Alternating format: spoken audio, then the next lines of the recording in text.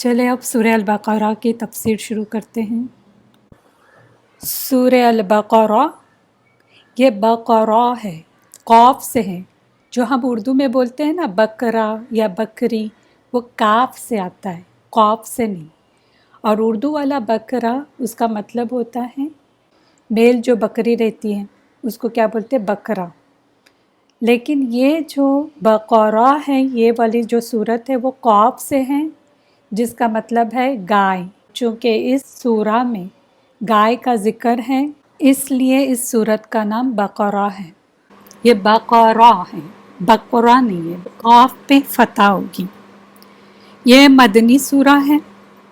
اب مدنی سورہ ہے لیکن اس میں کچھ آیات ایسی ہیں جو مکی دور میں بھی نازل ہوئی ہیں۔ تو سورہ البقرہ کا زیادہ تر حصہ جو ہے وہ 2 ہجری میں نازل ہوا، یعنی ہجرت کے بعد نازل ہوا، میکسیمم پارٹ۔ اور سود کی جو حرمت اس میں آئی ہوئی ہے اس سورہ میں، یعنی 275 سے 281 نمبر آیات تک جتنی آیتیں نازل ہوئی وہ 10 ہجری میں نازل ہوئی، یعنی آخری دور میں نازل ہوئی ہیں۔ آخری 3 آیات ہجرت سے پہلے ہی نازل ہو چکی تھی۔ اب 3 یا 2 اس طرح سے بھی آتا ہے۔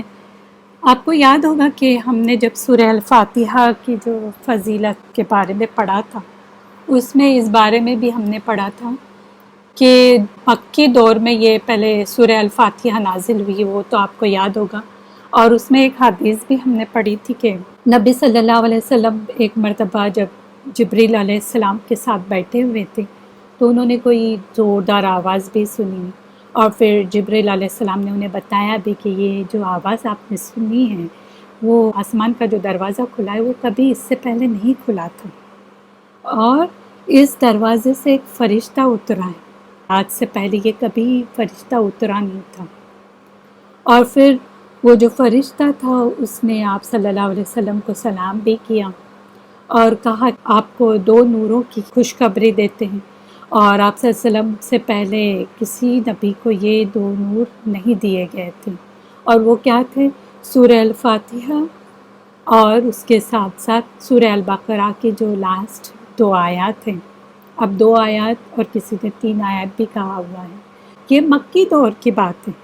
اس کا مطلب یہ ہے کہ جو لاسٹ 2 آیات جو ہیں وہ مکی دور میں نازل ہوئی، میکسیمم پارٹ مدنی دور میں۔ لیکن مدنی دور میں بھی 2 ہجری میں بہت سارا پارٹ نازل ہوا، لیکن 10 ہجری میں جو میں نے ابھی بتائی کہ سود کی جو حرمت کی جو آیات ہیں وہ نازل ہوئی تھی۔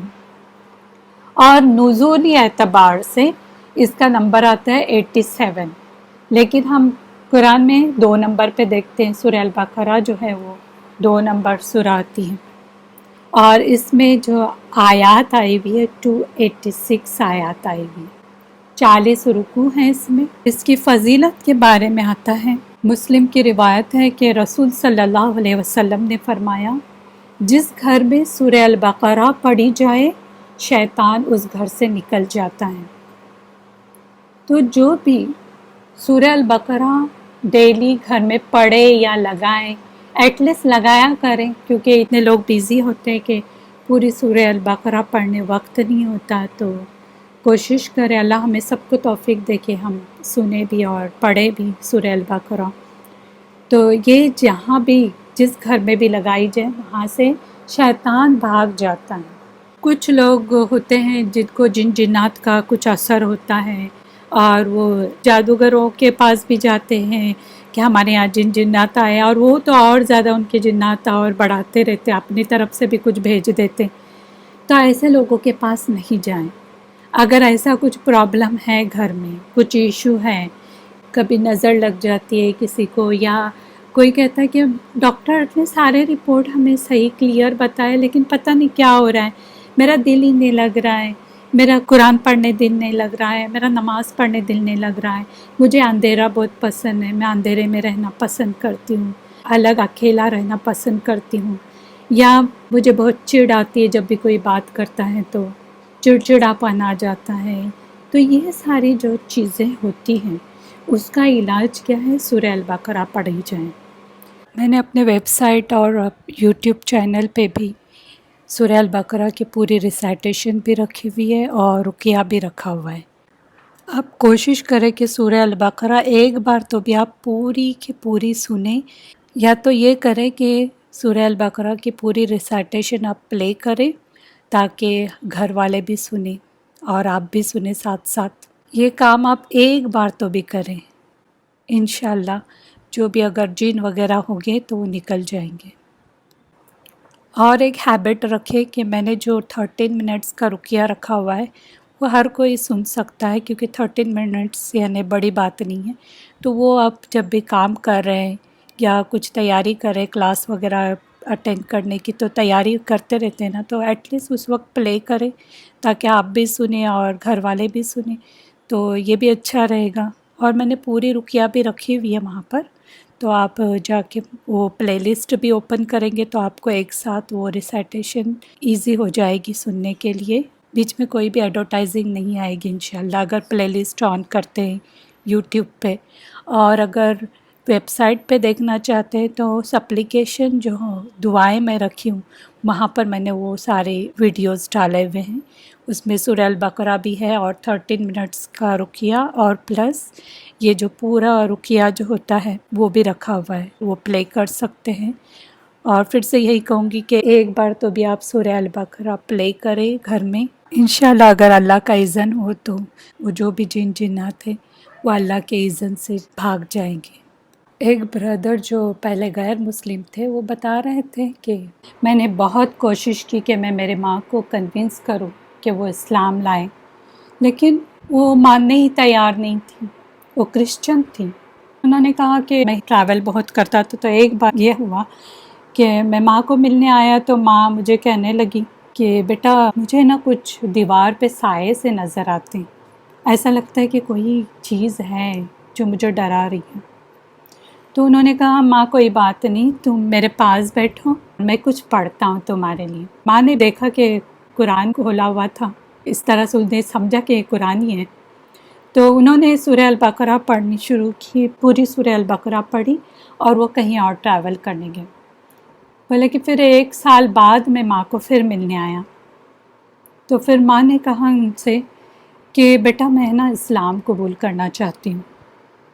تو انہوں نے کہا کیا بات ہے، میں تمہیں 25 سال سے کنٹینیو دعویٰ کر رہا ہوں، تم نے یہی کہا کہ مجھے اسلام میں نہیں آنا ہے۔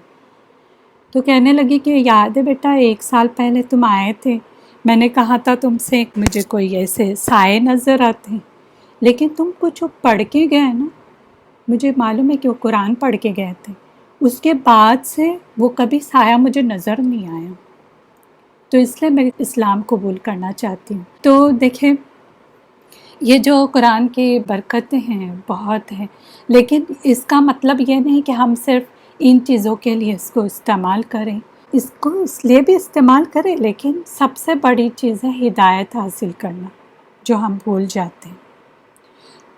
تو یہ جو ٹاپک یہاں پر میں نے چھیڑی ہوں اس لیے کہ ہمارے یہاں کیا ہوتا ہے، خاص طور سے عورتیں جو ہوتی ہیں وہ بابا وغیرہ کے پاس جاتی ہیں، جو جادوگر وغیرہ ہوتے ہیں، حالانکہ دکھنے میں ایسے ہوتے ہیں کہ وہ داڑھی واڑی والے، ان کو لگتا ہے یہ مولانا ہیں اور قرآن کی آیت بھی پڑھ رہے لیکن بیچ بیچ میں جادو کی بھی چیزیں پڑھ رہے ہیں، تو ان کو لگتا ہے قرآن ہی پڑھ رہے ہیں اور بولتے بھی ہیں کل پڑھو، تم یہاں پر پھونکو، ایسا کرو، تو انہیں لگتا ہے کہ یہ سچ میں دیندار لوگ ہیں۔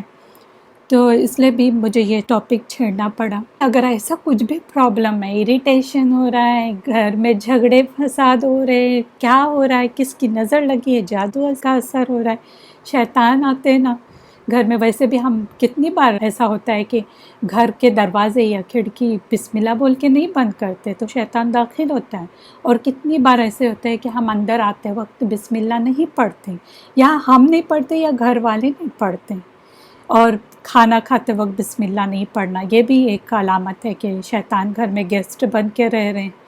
اس لیے آپ صلی اللہ علیہ وسلم نے ہمیں جو بھی دعائیں ڈے ٹو ڈے لائف کی سکھائی ہیں وہ پڑھا کریں اور سنت کے مطابق اپنی زندگی کو گزاریں، انشاءاللہ یہ سارے پرابلمس نہیں آئیں گے۔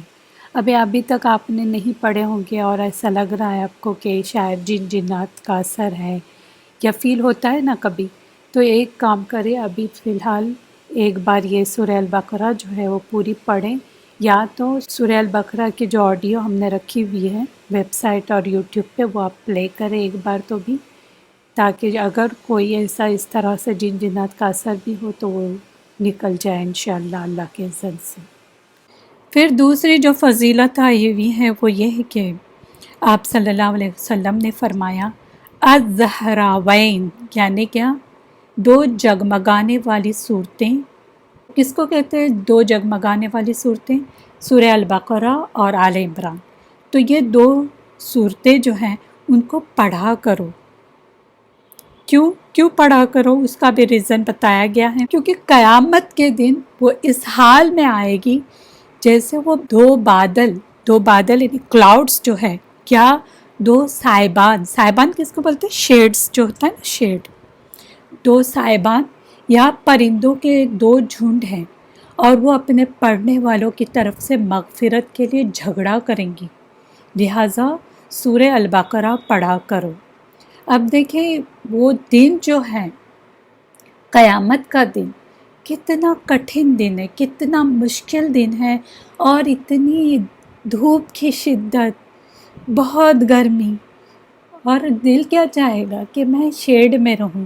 اب ویسے بھی اس دنیا میں بھی جب ہم ٹریول کرتے یا کہیں چل کے بھی جانا ہوتا ہے تو کیا کرتے ہیں؟ سائڈ سے بھی روڈ پہ دیکھتے ہیں کہاں پر درخت ہے اور اس کے سائے میں ہم چلتے رہیں، یا شیڈ ڈھونڈنے کی کوشش کرتے ہیں۔ اب بہت زیادہ دھوپ ہوتی ہے تو کیا کرتے ہیں؟ شیڈ میں تھوڑا ٹائم بیٹھتے ہیں، پھر آرام کرتے، پھر نکل جاتے ہیں۔ تو اس وقت بھی ایسا ہوگا کہ اتنی گرمی کی شدت، انسان چاہے گا کہ شیڈ میں بیٹھوں۔ تو اس وقت یہ جو سورہ البقرہ اور سورہ آل عمران پڑھنے والے جو ہیں ان کے لیے وہ شیڈ بنے گا۔ اب آپ اس طرح سے دھیان میں لائیں کہ جیسے ڈیزرٹ ہے، ڈیزرٹ میں کوئی ٹینٹ لگا کے بیٹھ گیا اور اس میں اے سی بھی لگائی ہوئی ہے۔ آپ نے حج کے ٹائم دیکھا ہوگا کہ ٹینٹ میں بھی اے سیاں ہوتی ہیں، کچھ جو وی آئی پی ٹینٹس ہوتے ہیں، تو اس میں کتنی بھی باہر شدت کی گرمی رہی تو بھی وہ گرمی محسوس نہیں ہوتی، حالانکہ جو لوگ باہر کھڑے رہتے ہیں ان کو بہت زیادہ گرمی لگتی۔ تو سوچے کہ وہ دن جہاں بہت زیادہ شدت کی گرمی ہوگی اور آپ کو اگر وہاں اے سی مل گئی یا شیڈ مل گیا تو اس گرمی کی شدت سے بچ سکتے ہیں۔ یہ یاد رکھے کہ یہ چیزیں آپ کے کام آنے والی ہے۔ جب آپ سورہ البقرہ، سورہ آل عمران پڑھیں گے تو وہ آپ کے لیے شیڈ ملے گی وہاں پر قیامت کے دن جو میدان ہوگا، تو یہ یا تو بادل کی شکل میں یا شیڈ کی شکل میں آ کے وہ اس کے اوپر سایہ بھی کریں گے اور جھگڑا کریں گے کہ اس کو معاف کر دو، اس کی مغفرت کر دو، یہ مجھے پڑھا کرتی تھی یا پڑھا کرتا تھا۔ اور آگے آتا ہے کہ اسے حاصل کرنا برکت ہے اور چھوڑ دینا حسرت ہے، یعنی اگر اس کو نہیں کوئی پڑھتا تو حسرتیں آئے گی، کیونکہ وہاں پر قیامت کے روز بولے گا کوئی کہ میں چلو ابھی سورہ البقرہ پڑھتی ہوں یا سورہ آل عمران پڑھتی ہوں، تو کیا وہ حسرت ہی ہوگی میں نے اس وقت نہیں پڑھی، تو یہاں تھوڑی چانس ملنے والا ہے قیامت کے روز۔ تو یہ حسرت ہے اس کو چھوڑ دینا، اور اس کو پڑھنا برکت ہے۔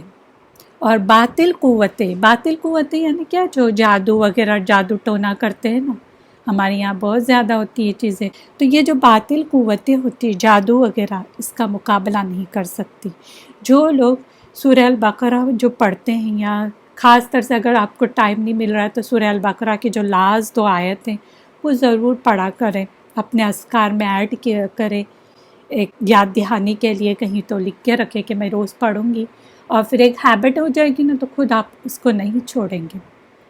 جب جادوگر جادو کرنا چاہتے ہیں نا تو ڈر جاتے ہیں، نہیں کر پاتے ہیں، اور وہ کہتے ہیں کہ یہ کچھ تو ایسا پڑھ رہی ہے جس کی وجہ سے ہم جادو اس کے اوپر نہیں کر رہے ہیں، وہ اثر نہیں کر رہا ہے، کیونکہ یہ سورہ البقرہ یا پڑھتی ہے یا سنتی ہوگی۔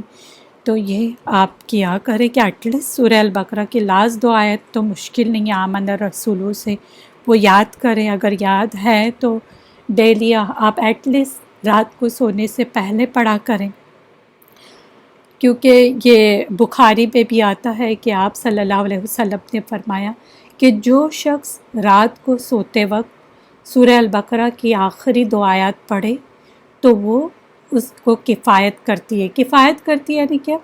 اللہ کی طرف سے اس کو مدد حاصل ہوگی. اگر سپوز بہت آپ تھکے ہوئے، خاص طور سے کیا ہوتا ہے شادی گھر یا میت گھر جو ہوتا ہے، اس وقت اتنا انسان بیزی ہو جاتا ہے کہ اسے تھکان بھی ہوتی ہے اور وقت بھی نہیں مل پاتا ہے کہ سارے اذکار پڑھے. تو کیا کریں، ایٹ لیسٹ سورہ البقرہ کی جو لاسٹ 2 آیتیں وہ ایٹ لیسٹ پڑھ کے سوئے، کیونکہ وہ اس کے لیے انف ہو جائے گی، اللہ کی مدد حاصل ہوگی. اور جو میں نے پہلے آپ کو بتائی نا جو حدیثوں میں بولنے بھول گئی، الزہراوین جو اس کے بارے میں جو میں نے بڑی حدیث مینشن کی، وہ مسلم میں آتی ہیں. انشاءاللہ میں کوشش کروں گی جو بھی میں کوٹ کر رہی ہوں وہ یوٹیوب کے جو چیٹ باکس میں آپ کو لنک ٹرائی کروں گی کہ بھیجوں، لیکن میں پرومس نہیں کر سکتی. سورہ البقرہ کی فضیلت کے بعد اب ہم سورہ البقرہ کی تفسیر شروع کرتے ہیں انشاءاللہ. اعوذ باللہ من الشیطان الرجیم، بسم اللہ الرحمن الرحیم. الف لام میم. اب دیکھیں الف لام میم کیا ہے؟ حروف مقطعات ہے. اس کی تفسیر میں ہم نہیں جائیں گے، لیکن اس کے بارے میں ایک حسن حدیث آتی ہے جو ترمذی میں ہے.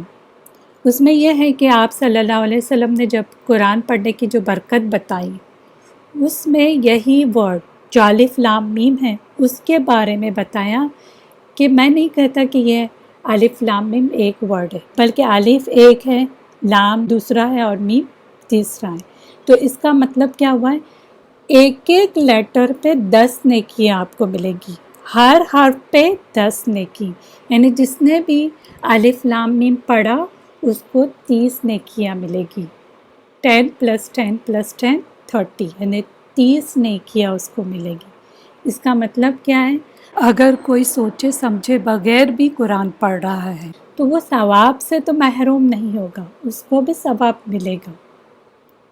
لیکن مین بات یہ ہے کہ ہمیں ہدایت حاصل کرنے بھی قرآن پڑھنا ہے نا، تو اس لیے اس کی تفسیر میں بھی جانا ضروری ہے. اس کی جو ورڈ میننگ یہ سب ہمیں یاد کرنا ہے، سمجھنا ہے. تو الف لام میم اس کے بارے میں یہ ہم کو بات ملتی ہے کہ اس طرح سے آپ صلی اللہ علیہ وسلم اسی ورڈ کو لے کے مینشن کیے تھے کہ الف پہ 10 نیکی، لام پہ 10 نیکی اور میم پہ 10 نیکی. تو ہر لیٹر پہ 10 نیکیاں مل رہی ہیں آپ کو. آگے بڑھتے ہیں.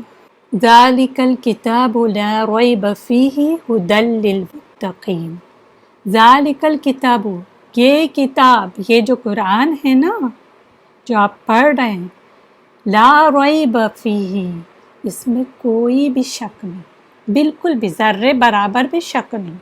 اب ریب کا تو ہم روٹ ورڈ میں دیکھ چکے کہ اس کا کیا مطلب ہوتا ہے، اب اس میں وہ بات میں چھیڑوں گی نہیں. لیکن اس کا مطلب کیا؟ لا ریب، کوئی شک نہیں. یعنی اس میں کوئی شک نہیں. کس بات میں شک نہیں؟ یہ اس بات میں شک نہیں ہے کہ یہ اللہ کی طرف سے ہی ہے، یہ آپ صلی اللہ علیہ وسلم کی طرف سے نہیں ہے.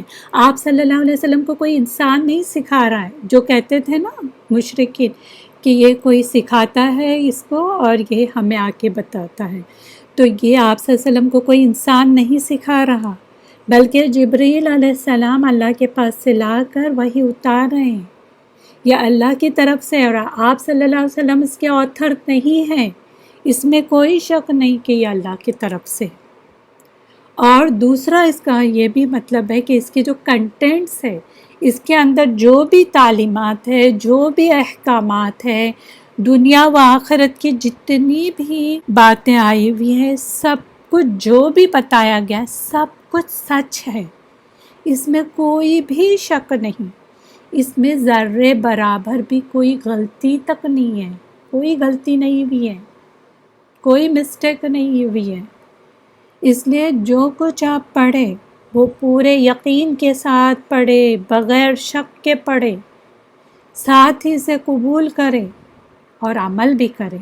یہ عمل کے لیے آئی ہے، عمل کی کتاب ہے یہ. اور یہ ایک واحد کتاب ہے، قرآن ایک واحد کتاب ہے جس میں اس کے تعارف میں اس کا کیا ہے، یہ جو انٹروڈکشن ہے نا، شروعات میں انٹروڈکشن آتا ہے نا، تو یہ انٹروڈکشن ہے قرآن کا. تعارف میں ہی کہا گیا کہ اس کتاب میں کوئی شک نہیں، پہلے ہی کلیئر کیا گیا آپ کو کہ کوئی شک شبہ نہیں ہے۔ اس کے برعکس ہم دیکھتے ہیں کہ جتنی دنیا کی کتابیں ہیں اس میں کیا لکھا ہوا ہوتا ہے۔ کوئی بھی آپ کتاب لے لیں، بڑے سے بڑے آتھر کی کتاب لے لیں، کیا کہتے ہیں؟ اس کتاب میں غلطیوں کے امکانات ہیں، ممکن ہے کہ اس میں کچھ غلطیاں ہوئی ہیں، کیونکہ یہ انسان کا کلام ہے نا، انسان نے لکھی ہوئی جو دنیا کی کتابیں ہیں اس میں ہو سکتا ہے غلطیاں ہوئی ہو ہم سے۔ اگر کوئی بھی اس میں غلطی دیکھے تو پلیز برائے کرم ہم سے رابطہ کرے، اور پھر وہ نمبر بھی، فون نمبر دیتے ہیں یا پھر ای میل آئی ڈی بھی دیتے ہیں، وہاں پر بولتے ہم سے کانٹیکٹ کرے، یا ویب سائٹ کا نام دے دیتے کہ پلیز اگر کوئی غلطی نظر آئی تو ہمیں بتائے، تو ہم کیا کریں گے انشاءاللہ جو نیکسٹ ایڈیشن ہمارا ہوگا اس میں ہم کریکشن بھی کریں گے، اور ہمیں سجیشن بھی دے، اور کچھ اچھے سجیشن ہے تو وہ بھی ہمیں دے دیں۔ تو اس طرح سے لکھے ہوئے ہوتے ہیں تعارف میں جو دنیا کی کتابیں ہوتی ہیں۔ اسی طرح جتنی دوسری مذہبوں کی کتاب ہیں، کوئی بھی مذہب کی کتاب اٹھائیں ہم، قرآن کے علاوہ کتنی بھی آپ کوئی بھی کتاب، مذہبی کتاب اٹھائیں، آج اس دنیا میں جتنی بھی کتابیں ہیں مذہبی کتاب، اس میں شک و شبہ والی کئی باتیں آپ کو ملیں گی۔ خود انہیں وہ بھی مارک کرتے ہیں اور وہ بھی کہتے ہیں، خود یہ مذہب والے وہ خود اس بات کا اعتراف کرتے ہیں۔ کوئی کہتا ہے کہ یہ مائتھولوجی ہے، خود ہی کہہ دیتے ہیں مائتھولوجی ہے۔ کوئی کہتا ہے اس کے الگ الگ ورژنس ہے، تو یہ ورژن میں آپ اس طرح سے بات دیکھیں، الگ ورژن میں الگ بات آئی ہوئی ہے نا، ایڈیشنس ہیں ان کے، اور بے شمار اختلافات، بے شمار۔ اتنا وقت نہیں ہے اس میں جانے کے لیے، لیکن آپ ویب سائٹ پہ صرف سرچ کریں کتنے اختلافات ان کے کتابوں میں پائے جاتے ہیں، وہ بھی آپ کو مل جائیں گے۔ ایون کوئی بھی علم کی کتاب اٹھائیں، سائنس کی کتاب، جغرافی کی کتاب، کوئی بھی علم کی کتاب ہے ایسے اٹھائیں، ایسا لکھا ہی ہوا نہیں ہوتا ہے کہ یہ شک و شبہ سے بالا تر ہے، اس میں کوئی شک نہیں پایا جاتا، 100% یہ صحیح ہے، کوئی غلطی نہیں ہوئی۔ سائنس کبھی کبھی ایک تھیری بیان کرے گی اور خود ہی اس کا رد بھی کر دیتی ہے۔ آپ نے خود یہ نوٹ کیا ہوگا جب آپ اسکول لائف میں تھے، کالج لائف، یونیورسٹی لائف میں، تو دیکھے ہوں گے کہ ہم نے جو بچپن میں پڑھا ہوا تھا اس کا رد کر کے دوسری تھیری آ گئی۔ تو یہ خود ہی سائنٹسٹ جو ہوتے ہیں خود ہی اس کا رد کر کے کہتے ہیں کہ یہ جو تھیری تھی وہ غلط تھی۔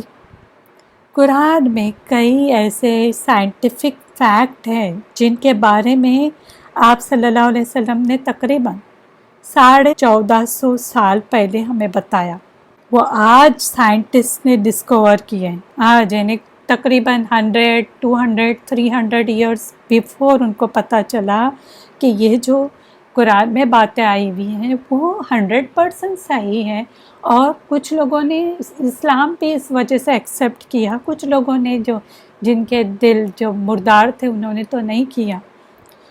اور یہ جو علم تھے قرآن میں اب بھی وہ موجود ہیں۔ آپ صلی اللہ علیہ وسلم کے زمانے میں ان علوم کا جو علوم ہے، سائنس وغیرہ جو ہے، اس کو پتہ کرنے کا کوئی بھی ذریعہ نہیں تھا سوائے وحی الہی کے، کہ اللہ کوئی وحی بھیج دے، اس کے علاوہ کوئی ذریعہ نہیں، کوئی مینس نہیں تھا۔ آج کتنے مینس ہیں ہمارے پاس سائنس کی چیزیں معلوم کرنے کے لیے۔ تو سائنس کے علوم میں کئی ڈیولپمنٹ بھی ہوتی رہی ہے۔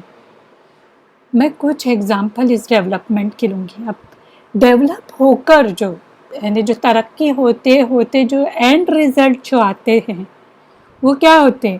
اینڈ ریزلٹ سائنٹسٹ نے جو بتائے وہ پہلے سے ہی قرآن میں موجود تھے، اور یہ جو ڈیولپمنٹ کے نام سے، جو ترقی کے نام سے بولتے ہیں، وہ ایکچولی پہلے سے اگر قرآن پڑھتے سمجھتے تو ان کو پہلے ہی وہ رزلٹ، اینڈ رزلٹ پہلے ہی معلوم ہوتے۔ بے شمار اس کے مثالیں ہیں، لیکن اتنا جاننے کے لیے اب ہمارے پاس وقت نہیں ہے۔ میں کچھ ایسی چیزیں لوں گی جس پہ ہم اتفاق کریں گے، آگے کیا آپ ویب سائٹ پہ بھی جا کے آپ دیکھ سکتے، معلوم کر سکتے کہ کتنے تھیری یا کتنے سائنٹیفک فیکٹ جو پہلے بتائے گئے تھے اور اس کے بعد اس کا رد کرتے کرتے جو اینڈ رزلٹ پہنچا وہ ایکچولی قرآن میں پہلے سے ہی موجود تھا، حالانکہ یہ جو اینڈ رزلٹ آئے وہ بس تقریباً 100-200 اور میکزیمم 300 سال پہلے ہی ملیں گے، ورنہ قرآن میں 1450 سال پہلے یہ ساری چیزیں پہلے سے ہی موجود تھی، جو آج سائنٹسٹ کہتے ہیں کہ یہ 100% کریکٹ ہے۔ اور یہ ایک بات یاد رکھیں، جو قرآن ہے نا وہ سائنس کی بک نہیں ہے، سائنس کی آیات کی بک ہے، نشانیوں کی بک ہے۔ لیکن ہم کیوں بتاتے ہیں؟ کیونکہ یہ جو دور ہے نا وہ سائنس کا دور ہے، جس دور کے حساب سے ہم چلیں گے اس دور کے حساب سے ہم بات بتائیں گے۔ جیسے قرآن جب نازل ہوا تھا وہ دور کون سا تھا؟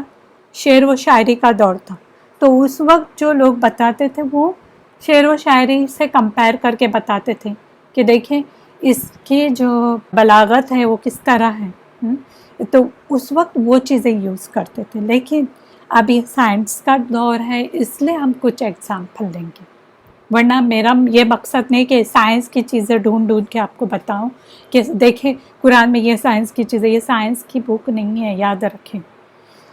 اب ایک ایگزامپل میں بتاتی ہوں۔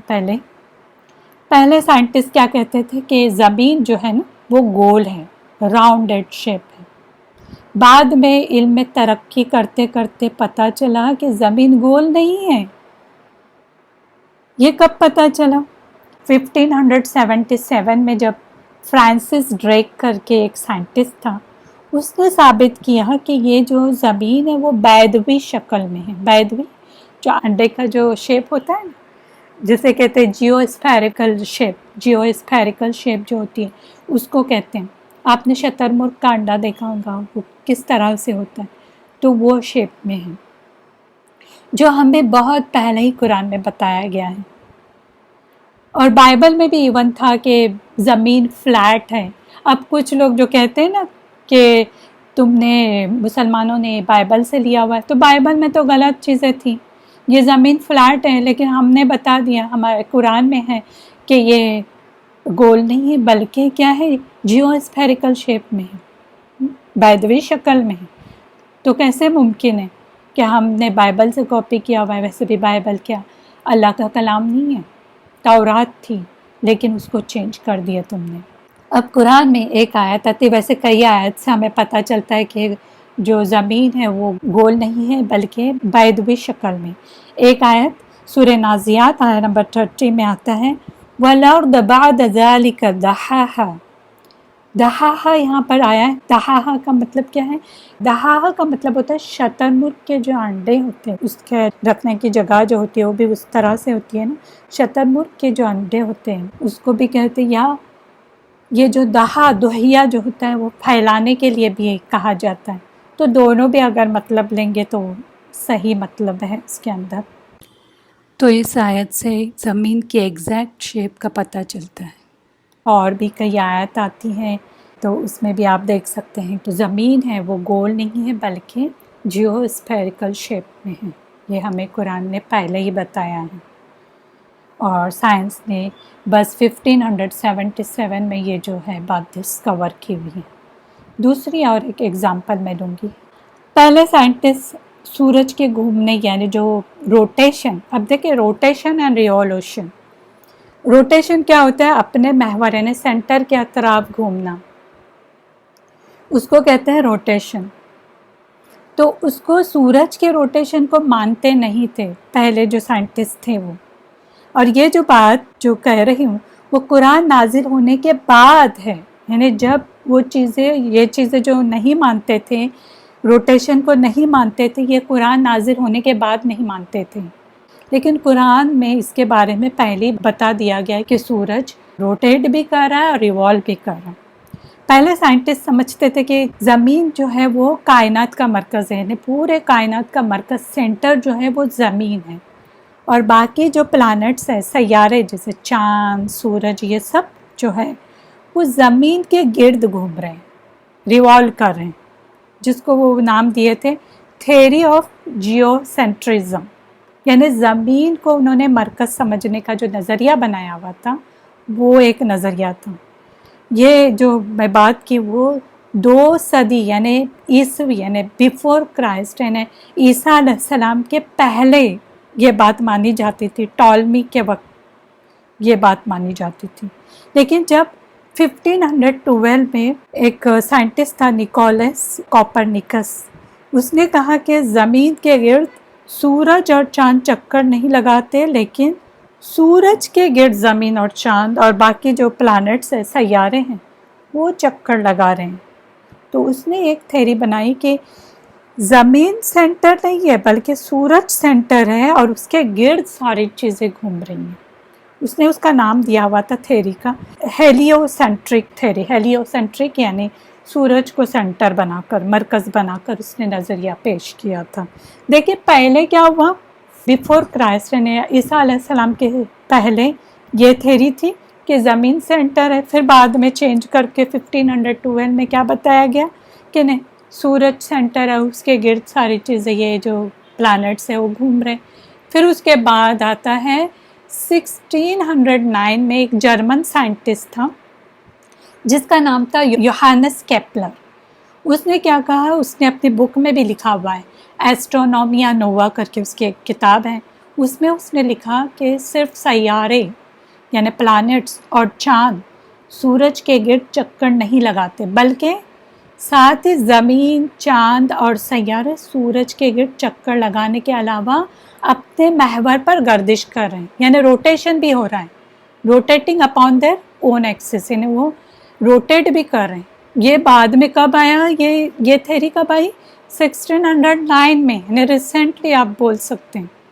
اسکول میں بھی یہ سکھاتے تھے جغرافی میں کہ زمین، چاند، سیارے جو پلانٹس ہیں وہ روٹیٹ اینڈ ریوالو بھی کر رہے ہیں، لیکن سورج جو ہے وہ اپنے محور پر گردش نہیں کر رہا ہے، یعنی روٹیشن نہیں ہو رہا ہے. سورج اپنے سینٹر کے اراؤنڈ گردش نہیں کر رہا ہے، یعنی روٹیشن سورج کا نہیں ہو رہا ہے، یہ بتایا ہوا تھا.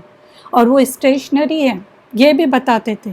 لیکن اب ترقی کرنے کے بعد سائنٹسٹ اس بات کو مانتے ہیں کہ سورج بھی اپنے محور پر گردش کر رہا ہے، روٹیشن ہو رہا ہے. دیکھیں کہاں سے کہاں تھیوری آئی، ایک سال عیسیٰ علیہ السلام کے پہلے، اس کے بعد ہم نے دیکھا کہ 1512، اس کے بعد 1609، کتنی تھیوری چینج ہوتے ہوتے ہوتے آخر میں اب مان گئے کہ سورج اپنے محور کے گرد گردش کر رہا ہے، یعنی روٹیشن ہو رہا ہے. حالانکہ قرآن میں پہلے سے ہی 1450 سال پہلے ہی بتایا گیا، سورہ الانبیاء نمبر 33 میں، وَهُوَ الَّذِي خَلَقَ اللَّيْلَ وَالنَّهَارَ وَالشَّمْسَ وَالْقَمَرَ كُلٌّ فِي فَلَكٍ يَسْبَحُونَ، اور وہی ہے جس نے رات اور دن اور سورج اور چاند کو پیدا کیا، سب اپنے اپنے مدار یعنی جو سینٹر ہے، اپنے مدار جو ہے اس میں تیر رہے ہیں، یعنی کیا کر رہے، روٹیٹ کر رہے ہیں. اسی طرح سورہ یاسین آیت نمبر 40 کے اندر بھی یہ بات بتائی گئی، اور بھی آیتیں آپ ڈھونڈ سکتے ہیں اس کے بارے میں، کہ سورج کے روٹیشن کے بارے میں، سورج اپنے محور کے گرد گھوم رہا ہے، اس کے بارے میں قرآن میں پہلے سے ہی آیا ہوا ہے. اور یہ بات کیا آپ کو لگتا ہے کہ صحابہ نے اس طرح سمجھی ہوگی جس طرح ہم سمجھ رہے ہیں آج؟ لیکن پھر بھی انہوں نے چونچا نہیں کی، بلکہ ایز اٹ از اس کو ایکسیپٹ کیا. کچھ چیزیں ایسی ہیں جو ہم بھی نہیں معلوم کر سکتے، آگے وہ جب سائنس ڈیولپ کریں گے اور جب ترقی کرے گی تب ہمیں پتہ چلے گا. تو ایسی کئی باتیں ہیں جسے قرآن نے کھول کر بیان کیا. حالانکہ جب قرآن نازل ہو رہا تھا اس وقت نہ ایسٹرونومی تھی، physics, botany, physiology, zoology, embryology وغیرہ کے علم کا کوئی وجود ہی نہیں تھا. پتہ ہے ایمبریولوجی بھی جو ہے، بچہ جو اندر پیٹ میں ہوتا ہے اس کی جو اسٹڈی جو کی ہوئی ہے وہ ریسنٹلی میرے خیال سے کچھ 50-60 سال پہلے کچھ اس طرح سے ڈیولپمنٹ ہوئی ہے، ورنہ اس سے پہلے کچھ نہیں پتہ تھا. اور قرآن نے وہ تک اسٹڈی بتا دی ہے کہ کس طرح بچہ 3 پردوں میں ماں کے پیٹ میں ہوتا ہے. تو یہ بھی ساری چیزیں اس میں ہیں. اور یہ جو اسٹڈی تھی، آپ کو لگتا ہے کہ آپ صلی اللہ علیہ وسلم یا صحابہ کو اس طرح پتہ تھی؟ یہ اسٹڈی کا وجود ہی نہیں تھا، اور ایسی باتیں جاننے کا کوئی ذریعہ بھی نہیں تھا. نہ مائکروسکوپ تھے، ٹیلیسکوپ اور کیا اسکوپ جو ہے ہمارے پاس، وہ کچھ بھی نہیں تھے کہ اس سے پتہ کرے کہ کیا چیز چل رہی ہے آسمانوں میں یا کچھ ایسی چیزیں. کچھ بھی پتہ نہیں تھا. اور آپ صلی اللہ علیہ وسلم سیکھے پڑھے نہیں تھے. یہ بھی ایک مقصد تھا کہ لوگ یہ نہیں کہے کہ وہ دیکھیں سائنٹسٹ تھے اس لیے انہوں نے بتا دی. ان کو لکھنا تک نہیں آتا تھا. علی رضی اللہ عنہ کو جب انہوں نے کچھ چیز مٹانے کہی تھی، جب مشرکین مکہ کو چیز اچھی نہیں لگی تھی کہ آپ صلی اللہ علیہ وسلم کے ساتھ محمد رسول اللہ لکھا ہوا تھا لیٹر کے اندر، تو مشرکین نے کہا تھا کہ اس کو مٹا دیں. تو علی رضی اللہ عنہ اس کو مٹانے کے لیے تیار نہیں تھے. تو آپ صلی اللہ علیہ وسلم نے ان سے کہا کہ مجھے بتاؤ کہاں پر وہ رسول اللہ لکھا ہوا ہے. ان کو یہ تک پتہ نہیں تھا کیسا لکھتے ہیں رسول اللہ. تو ان کو بولے کہ بتاؤ میں مٹا دیتا ہوں. اتنا تک تھا کہ ان کو لکھنا پڑھنا نہیں آتا تھا. لیکن ان سارے سبجیکٹ کے بارے میں انہوں نے یہ باتیں ہمیں قرآن میں بتائی جو 100% آج بات سائنٹسٹ کہہ رہے ہیں، ثابت کر رہے ہیں اور یہ بات مان رہے ہیں. جو باتیں قرآن میں تقریباً 1500 سال کہی گئی ریسنٹلی ثابت ہو رہی. کوئی بھی شک نہیں. جب قرآن پڑھنے لگے بغیر شک کے شروع کریں. کسی کو بھی ان تمام علوم کا کوئی پتہ ہی نہیں تھا. جب قرآن نازل ہو رہا تھا ان کو کیا معلوم تھا یا ایسٹرونومی کیا ہوتی ہے. آپ نے وحی الہی کے بنیاد پر ان سارے جو علوم تھے اس کے بارے میں بتایا. یہ ایک بڑی دلیل ہے کہ یہ اللہ کا کلام ہی ہو سکتا ہے. کون بتائے گا؟ جس نے پیدا کیا، جس نے وہ چیز بنائی، وہی صحیح اس کا علم دے سکتا ہے کہ اللہ کا کلام ہے. جو لوگ نہیں مانتے انہوں نے کان کھول کے سنے کہ یہ اللہ کا کلام ہے. اس لیے اس کتاب میں کوئی بھی شک نہیں کہ یہ اللہ کی طرف سے ہے، اور اس کو پورے کے پورے آپ اس طرح لے کہ یہ اللہ کی بات آپ سن رہے ہیں. اس کے پورے کنٹینٹ میں، اس کی تعلیمات میں، اس کے جو احکام آئے ہوئے اور جو کچھ دنیا و آخرت کے بارے میں جو کچھ بتایا گیا ہے وہ بالکل سچ بات ہے. اس میں جو کہا گیا ہے ویسا ہی ہو کے رہے گا. جو ہونے والا بتایا گیا ہے کہ ایسا ایسا ہونے والا ہے، 100% ہونے والا ہے. یہ ہو کر ہی رہے گا، کوئی شک نہیں ہے اس کے اندر. ویسے بھی قرآن میں جو کچھ بتایا گیا ہے اس میں سے کچھ چیزیں ہو چکی ہیں اور کچھ ہونے والی ہیں اور کچھ ہو رہی ہیں. لا ریب فیہ. اس آیت کو پڑھ کے میں نے سنا تھا کہ ایک ہمارے بردر ہیں، انہوں نے اسلام ایکسیپٹ کیا. بولے قرآن کھولتے ہی یہ چیز مجھے نظر آئی. ان کو شوق تھا بہت ساری کتابیں پڑھنے کا.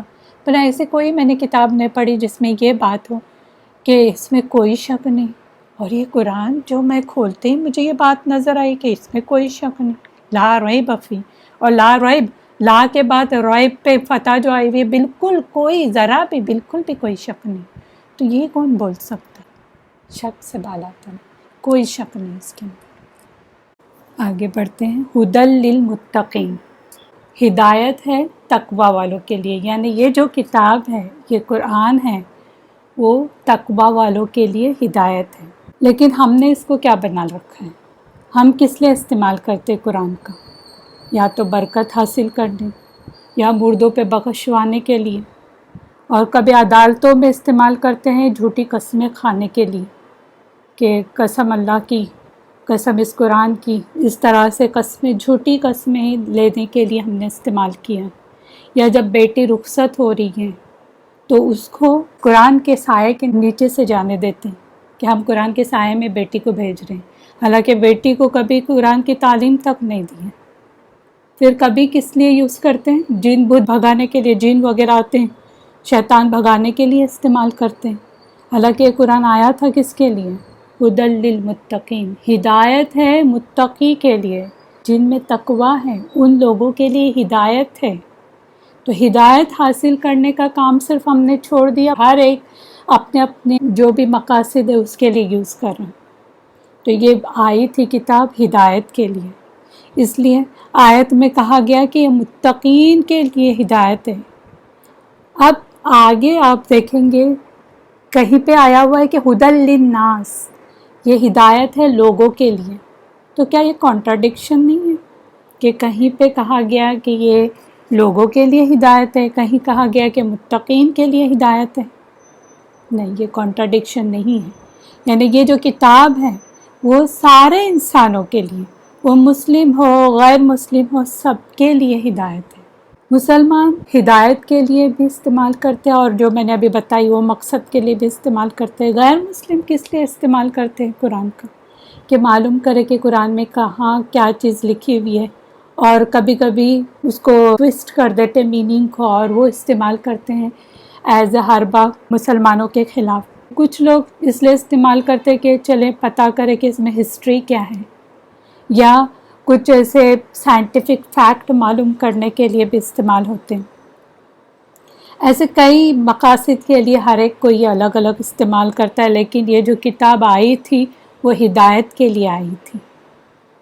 اس لیے اس کا پیغام جو ہے، جو پیغام ہم پڑھیں گے سمجھیں گے، اس کو تمام انسانوں تک لے جانا ہمارا فرض بنتا ہے۔ ہمیں ہر ایک کو یہ پیغام پہنچانا ہے۔ یہ صرف کلاس ہم نے اس لیے اٹینڈ نہیں کی ہوئی ہے کہ ہم صرف جانیں یا ہم صرف خود ہی ہدایت اس سے حاصل کریں، دیٹس آل، نہیں، بلکہ خود سیکھ کے دوسروں تک پیغام کو پہنچانا ہے کسی نہ کسی طرح۔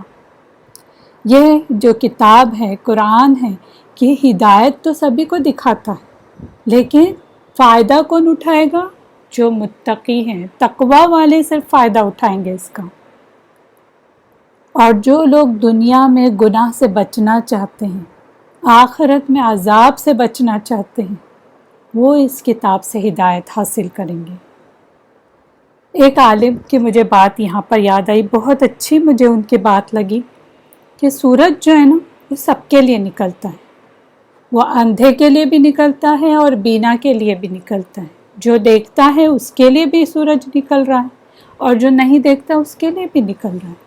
لیکن اندھے فائدہ نہیں اٹھاتے۔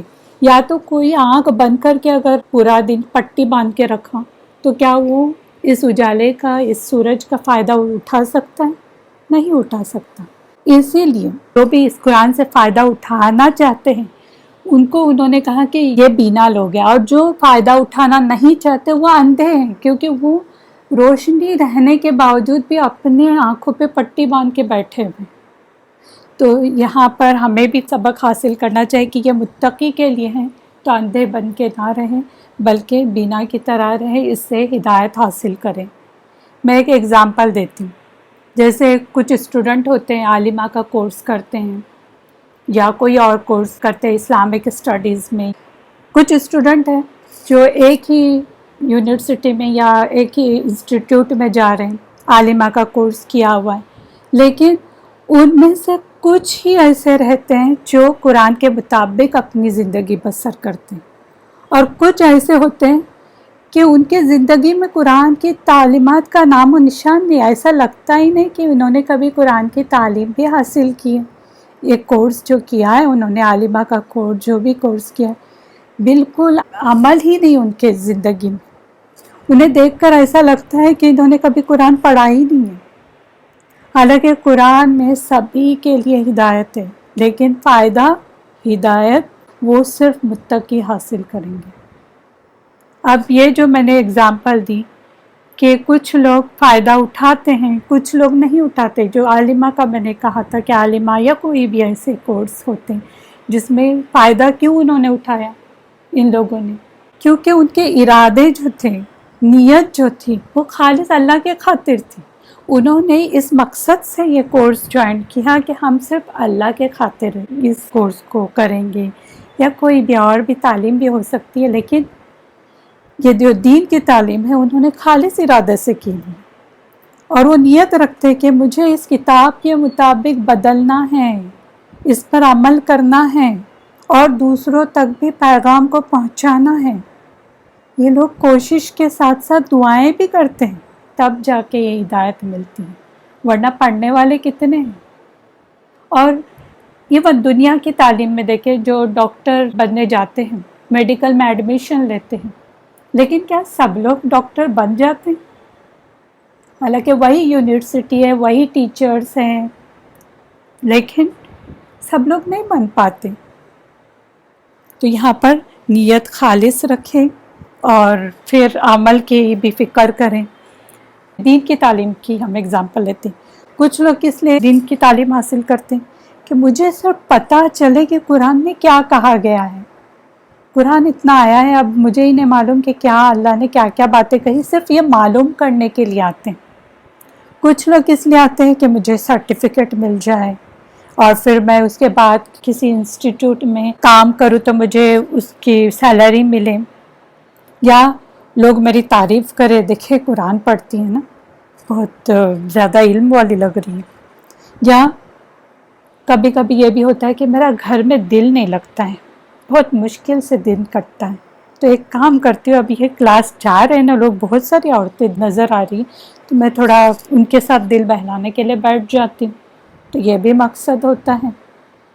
یا مجھے یہ جو میں قرآن پڑھوں گی اس کا مجھے ثواب ملے، آف کورس ثواب ملے گا، آپ نے ایک بھی لیٹر بغیر سمجھے پڑھا تو بھی ثواب ملے گا، لیکن صرف یہ ثواب کمانے کی کتاب نہیں ہے، بلکہ ہدایت کی کتاب ہے۔ اور کچھ لوگ کیوں پڑھتے ہیں؟ مجھے اس قرآن کے ذریعے دنیا کے مسئلے مسائل حل کرنے، یہ میرا کچھ مسئلہ چل رہا ہے نا، میں دیکھتی ہوں کہاں پر میرے مسئلے کا حل ملتا ہے۔ تو نیت دیکھیں، الگ الگ نیتیں ہیں، نیتوں کو خالص کرے، اس قرآن کو جو جس نیت سے پڑھے گا اس سے وہی ملے گا، یاد رکھیں، کیونکہ انما الاعمال بالنیات، اعمال کا دار و مدار نیتوں پہ ہیں، بخاری میں اور ابو داؤد میں بھی آتا ہے، اس لیے اپنی نیتوں پر چیک رکھنا بہت ضروری ہے، دوسرے کسی کو نہیں دیکھیں، اپنی خود کی فکر کرے کہ میں کس اسٹیج پہ ہوں، میں کس مقصد سے پڑھ رہی ہوں، کیا میرا مقصد یہی ہے صرف جو میں نے ابھی بتائی ہوں، یا اللہ کے خاطر میں پڑھ رہی ہوں، میرے اعمال میں تبدیلی آنے کے لیے، مجھے جنت پانا ہے، میرا مین ٹارگیٹ جو ہے وہ یہی ہے کہ میں جنت الفردوس میں جاؤں، تو اس کے لیے مجھے محنت کرنی ہے یہاں پر۔ ہماری نیت اللہ کی رضا کے لیے ہدایت حاصل کر کے اس پر پوری طرح عمل کرنے کی ہونی چاہیے، کہ میں صرف ہدایت حاصل نہیں کروں گی، ورنہ اب دیکھیں جو آیت آپ بھی پڑھ رہے وہ کوئی اور بھی پڑھ رہا ہے لیکن عمل میں نہیں آ رہا ہے، تو پھر کیا فرق ہے ہم میں اور ان میں؟ عملوں میں لائے اس کو، کسی کا بھی خوف نہ رکھے سوائے اللہ کے، کہ مجھے ہر وہ چیز کرنی ہے جو قرآن میں کرنے کہا گیا ہے۔ اب کیا کیا کرنے کہا گیا وہ میں قرآن پڑھ کے معلوم کرتی ہوں اور میں وہ کرنا شروع کرتی ہوں، اور مجھے ہر اس چیز سے رکنا ہے جسے قرآن میں رکنے کہا گیا ہے، اسی میں ہمارا فائدہ ہے۔ ہم کبھی عمل کیوں نہیں کرتے؟ ہے میری فلاں فلاں رشتہ دار کیا بولے گی، میری ماں کیا بولے گی، اور شروعات میں ہوتا ہے یہ تانے وغیرہ ملتے ہیں ہمیں کہ دیکھو پہلے کیا تھی معلوم ہے اب کیا کر رہی ہو، اس طرح کے تانے ملیں گے، ایون مشکلات بھی آئے گی، ضرور مشکلات آتی ہیں، کوئی بھی رہنے دو، میں ہوں آپ ہیں، شروعات میں جب ہم دین کے راستے پہ نکلتے ہیں نا تو بے شمار مشکلات، گھر والوں کی طرف سے، بچوں کی طرف سے، پھر شیطان بہکاتا ہے، دیکھو بچے اگنور ہو رہے، تمہاری فیملی اگنور کر رہی ہو، تم کتنے مزے میں تھی نا، بہت ساری چیزیں ایسی ہوتی ہیں۔ شروعات میں ہو سکتا ہے مشکلات آئے گی لیکن اس کے بعد آسانی ہی آسانی ہے، یاد رکھیں انشاءاللہ۔ آپ کو میں اس طرح سمجھاتی ہے ایک بات کہ جیسے کوئی نماز ہی نہیں پڑھتا تھا، اب کس نے کیا کیا، کسی نے اس کو دعویٰ کیا کہ اصلاح کرنے کے لیے کوشش کی کہ آپ نماز شروع کر دیں، اب اس بندے نے شروع کر دیا نماز پڑھنا، شروعات میں اسے بہت مشکلات آئی کہ وضو بھی کرنا ہے، پانی کو ہاتھ لگانا یہ بھی بہت مشکل اس کے لیے لگتا ہے کہ وضو کرنا۔ میں اکثر اسٹوڈنٹ کو کہتی ہوں جب بھی وضو ٹوٹے وضو کیا کریں، ہمیشہ وضو میں رہا کریں، کوشش کریں، شروعات میں نا بہت سستی آتی ہے لیکن بعد میں بغیر وضو کے ایک دم اریٹیشن ہونے لگتا ہے کہ مجھے ایسا کلیننس نہیں لگتا ہے، لیکن یہ کلیننس کے لیے نہیں، فار سیک آف اللہ کرے وضو تو ثواب بھی ملے گا اس پہ، تو اسے وضو کرنے بھی کنٹال آتا ہے کہ اب وضو بھی کرنا ہے، یہ بھی مشکل ہے اس کے لیے۔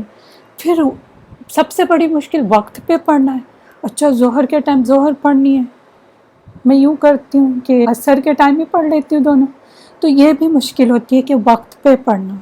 پھر کئی کاموں کو پیچھے چھوڑنا، یہ بھی بڑی مشکل ہے کہ ابھی وہ کام پہلے کرنا چاہیے، نماز پہلے پڑھنی چاہیے، بعد میں دوسرے کام کرنے چاہیے۔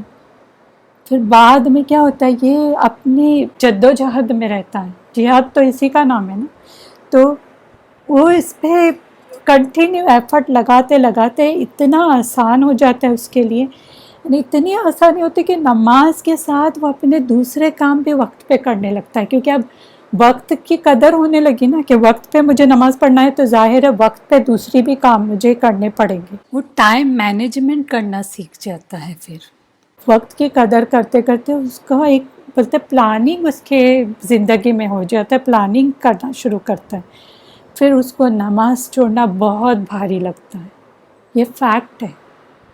آپ کسی سے بھی جو پہلے نماز نہیں پڑھتا تھا بعد میں انہوں نے شروع کیا، آپ ان سے پوچھیں، یہ بات بتائیں گے آپ کو۔ یہ تو ہمیں سب سے بڑی فکر آخرت کی ہونی چاہیے کہ میں وہاں کس طرح کامیاب ہوں گی، وہاں کی کامیابی کیسے میں پاؤں۔ پلاننگ کریں کہ ہمیں کیا کیا اس کے لیے کرنا ہے، اب وقت ہے، کیونکہ وہاں مجھے ہمیشہ ہمیشہ رہنا ہے۔ یہ زندگی کا کیا بھروسہ، یہ زندگی ویسے بھی کچھ دنوں میں میری کٹ جائے گی، پھر میں بھی یہاں سے چلی جاؤں گی، یہاں میرا کوئی پرماننٹ گھر نہیں ہے۔ میں اتنی جو فکر کر رہی ہوں وہاں کی اس سے زیادہ فکر ہونی چاہیے، وہ گھر کا کیا ہوگا میرا۔ میرے اس گھر کو خوبصورت اور عالیشان بنانے کے لیے مجھے اس دنیا میں بہت زیادہ محنت کرنے کی ضرورت ہے۔ مجھے اس گھر میں رہنا ہے جو میرا پرماننٹ گھر ہے۔ یہ گھر تو فانی گھر ہے، ایک دن تو ختم ہو کے رہے گا، اور آج میرا ہے کل کسی اور کا ہو جائے گا۔ آخر آخرت کا گھر ہی میرا اپنا گھر ہے۔ میرے اس گھر کا کیا حال ہے، اندر سے ان احساسات کو جگائیے اس کو، کیونکہ تقویٰ جو ہے وہ اندر کی کیفیت ہے، اندر سے احساسات کا نام جو ہے نا وہ تقویٰ ہے۔ اور آپ صلی اللہ علیہ وسلم نے اپنے سینے کی طرف 3 بار اشارہ کر کے کہا، التقویٰ ہاہنا، التقویٰ ہاہنا، التقویٰ ہاہنا۔ تقویٰ ادھر ہے، ادھر، کدھر؟ سینے میں ہے۔ تو اندر کی کیفیت کا نام تقویٰ ہے۔ تو جب تقویٰ ہوگا تو ہدایت ملے گی۔ ہدایت کا تعلق تقویٰ سے ہے، جن میں تقویٰ ہے اسے ہدایت مل گئی۔ اور تقویٰ کے لیے ہمیں دعائیں بھی سکھائی گئی۔ ایک دعا یہ ہے، اللہم انی اسألک الہدی والتقی والعفاف والغنی۔ یہ مسلم میں آتا ہے کہ اے اللہ، بے شک میں تجھ سے ہدایت، تقویٰ، عفت یعنی چیسٹیٹی، اور گنا کا مطلب کیا ہے؟ فریڈم فرام وانٹ، یعنی غنی ہو جانا بولتے ہیں نا، اس کا سوال کرتی ہوں۔ بہت بہترین دعا ہے، کبھی کبھی سجدوں میں بھی یہ دعائیں کیا کرو، کیونکہ سجدوں میں بھی دعائیں قبول ہوتی ہے، اللہ بہت ہمارے قریب ہوتا ہے۔ ہم میں تقوی کی کمی ہے، ہم پڑھ تو لیتے ہیں لیکن تقویٰ ویسا نہیں ہے جیسا ہونا چاہیے تھا۔ میں پھر سے ایک بار ریپیٹ کرتی ہوں، اللہم انی اسألک الہدی والتقی والعفاف والغنی۔ اور ایک دعا یہ مسلم میں اور نسائی میں بھی آتی ہیں، اللہم آتی نفسی تقواہا وزکیہا انت خیر من زکاہا انت ولیہا ومولاہا۔ اس کا مطلب یہ کہ اے اللہ، میرے نفس کو تقویٰ عطا کر اور اس کو پاک کر، میرے نفس کو پاک بھی کر اور اس میں تقویٰ بھی دے۔ تو ہی پاک کرنے والوں میں سے سب سے بہتر ہے، آف کورس اللہ ہی بہتر پاک کرنے والا ہے، تو ہی اس کا نگہبان اور محافظ ہے۔ بہت بہترین دعا ہے، یہ بھی ہمیں پڑھنی چاہیے، کبھی سجدوں میں پڑھا کریں۔ ابھی اگر آپ کے کوئی کوشچن ہو تو کریں، مجھے پتہ ہو تو انشاءاللہ میں جواب دے دوں گی۔ یہ ہدایت کی کتاب ہے، پر ہم لوگ جو سورہ بقرہ وغیرہ ایسے پڑھتے ہیں اور شیطان اور جن اور یہ سب نا یہ وغیرہ پڑھتے ہیں، تو وہ ٹھیک ہے کیا؟ مطلب وہ کر سکتے ہیں؟ وہ کر سکتے، لیکن صرف ہم نے اسی کے لیے استعمال کیا ہے قرآن کو۔ ہم کیا کرتے، جن بت بگانے ہوتے یا تو قرآن لگاتے یا قرآن پڑھتے، ورنہ ایسے نہیں پڑھتے۔ جب بھی کوئی قرآن کھولتے ان کو پوچھے، آپ کوشچن کریں، آپ قرآن کیوں پڑھیں؟ سب سے پہلے بولیں گے ہم کو ثواب کمانا ہے۔ کبھی آپ نے یہ سنا ہے کہ مجھے ہدایت حاصل کرنی ہے، مجھے معلوم کرنا ہے اور مجھے عمل کرنا ہے؟ اس طرح سے کسی نے جواب دیا ہے ہمارے یہاں؟ بہت ریئرلی۔ یا تو جن بھوت بگانے کے لیے پڑھیں گے، کہ مجھے کوئی تو اثر ہے اس لیے میں پڑھ، اور پھر وہ جن بت بھاگنے کے بعد پھر واپس وہ نام نشان نہیں ان کے قرآن کھولنے کا. تو یہ اس کے لیے ہے، لیکن صرف اس کے لیے نہیں آئی ہوئی ہے، جن بت بھگانے کے لیے نہیں آئی ہوئی ہے. قرآن میں شفا ہے، قرآن خود کہتا ہے کہ قرآن میں شفا ہے. اس کا مطلب کیا ہے کہ صرف اسی کے لیے استعمال نہیں کرو. سب سے پہلا جو لیسن دیا گیا ہے کہ ہدی للمتقین، ہدایت ہے تقوی والوں کے لیے. اپنی نیتوں کو خالص کر دے، اس لیے پڑھیں کہ ہم ہدایت حاصل کر کے اس پر عمل کر سکیں. اگر یہ کلاس ہو سکتا ہے کچھ لوگوں نے اس لیے کلاس شروع کی ہوں گی کہ مجھے معلوم کرنا ہے کہ قرآن میں کیا ہے، بس معلوم کرنے کے لیے. تو ابھی بھی وقت ہے، ابھی بھی اپنی جو نیت ہے اس کو چینج کر دے کہ نہیں مجھے ہدایت حاصل کر کے عمل بھی کرنا ہے. یہ آپ چینج کر سکتے ہیں، اب بھی ٹائم ہے. لیکن صرف اس لیے پڑھیں گے کہ معلوم کرنا ہے تو کچھ ثواب وغیرہ نہیں ملے گا. صرف آپ کو معلوم ہو رہا ہے لیکن عمل نہیں کر رہے. تو نیت خالص کریں، اللہ سے دعا بھی کریں. اور میں نے تقویٰ کی بھی جو دعا سکھائی ہوں وہ بھی اوتھینٹک حدیث میں آتی ہے، وہ بھی دعا کیا کریں. اگر وہ نہیں یاد ہے تو اردو میں بولے اللہ مجھے میں تقویٰ پیدا کر دیں، مجھے تقویٰ دے دیں، جس طرح تو چاہتا ہے اس طرح مجھے بنا. ٹھیک ہے، جزاک اللہ خیر. جزاک اللہ خیرہ. چلیں انشاءاللہ پھر اسٹاپ کرتے ہیں، ہمارا وقت ہو گیا. سبحانک اللہم و بحمدک نشہد ان لا الہ الا انت نستغفرک و نتوب الیک. السلام علیکم و رحمۃ اللہ وبرکاتہ.